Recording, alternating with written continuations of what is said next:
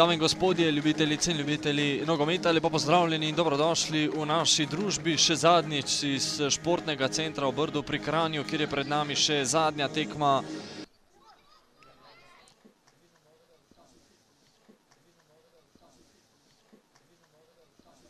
Tem priložnost za Slovenijo, Ana Milović podaja v kazenski prostor in zadetek, kakšen zadetek, Ana Milović.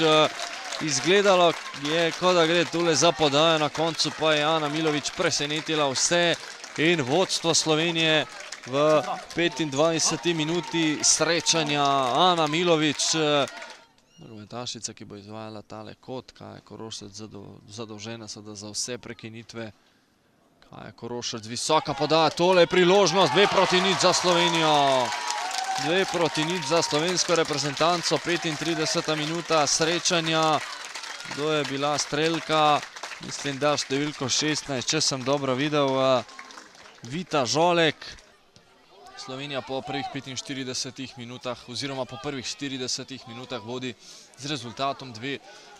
No, sedaj pa priložnost za Malto po desni strani, strel proti vratom in obramba Zale Meršnik, torej takoj v vodu tale drugi polčas priložnost. Sedaj pa lepa podaja proti Neli Hofman, dolgo čaka Neli Hofman, predolgo je čakala reprezentantka Pomurja, vendar je izsilila kot in se ob tem očitno tudi poškodovala, nerodno je padla.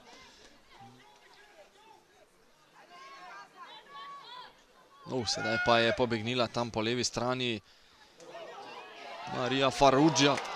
Strel potem proti vratom Slovenije, ki pa je bil blokiran.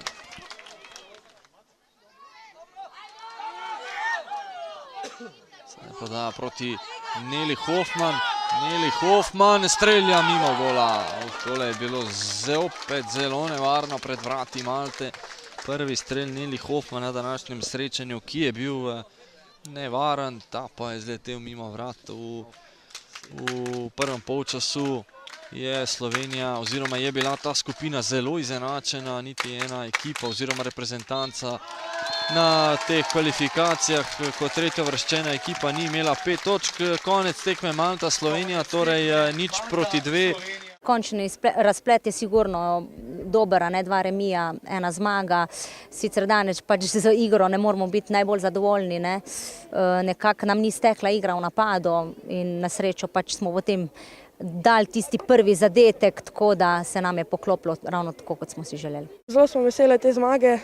V bistvu smo jo zelo potrebovali, ker če bi stržili remi ali pa če bi izgubili, v bistvu ne bi prišli naprej, tako da ja, sem zelo vesela.